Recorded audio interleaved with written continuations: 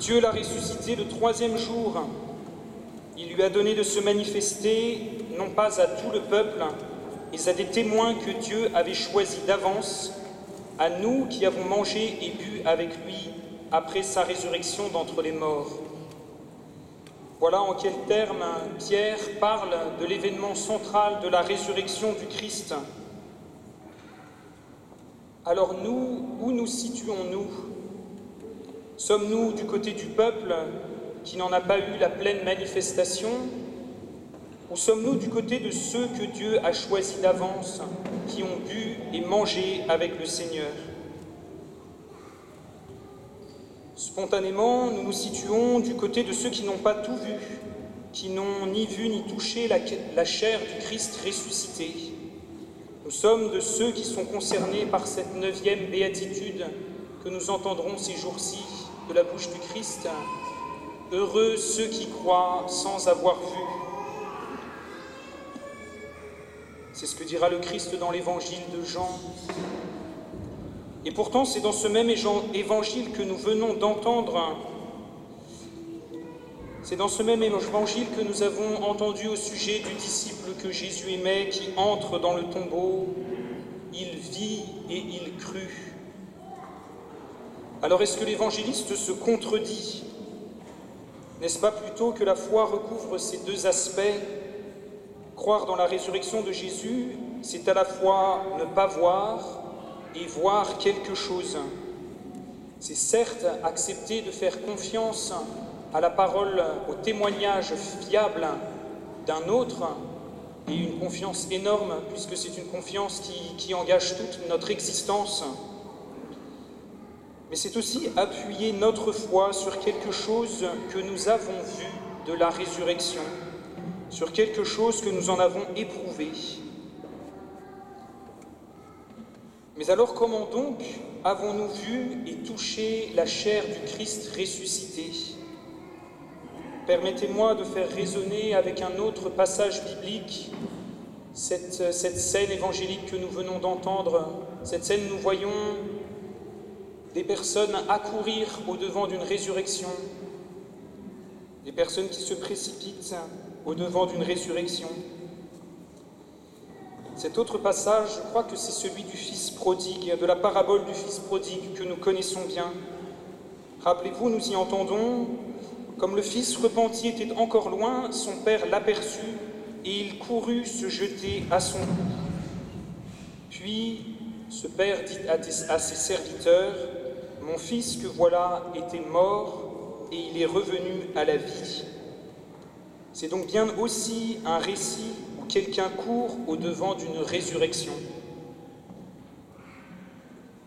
Mais, me direz-vous, ces deux passages ne sont pas analogues.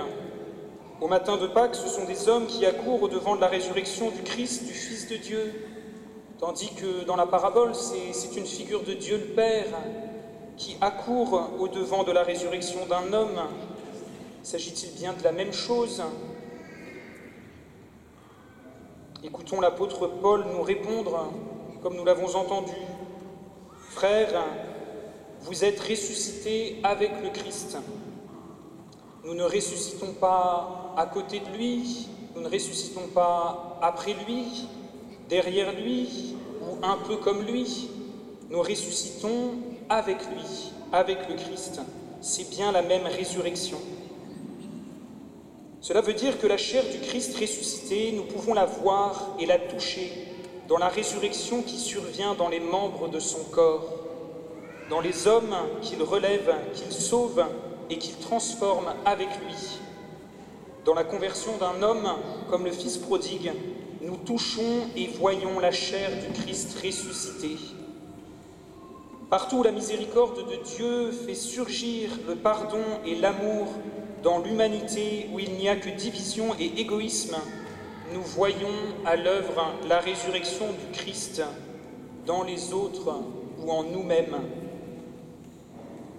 Bien sûr, l'apôtre Paul nous l'a dit, c'est une expérience encore cachée en Dieu qui au ciel seulement apparaîtra en pleine gloire. Nous l'éprouvons donc encore à travers un voile qui appelle la foi. Et oui, heureux sommes-nous donc de croire alors que nous ne voyons pas pleinement.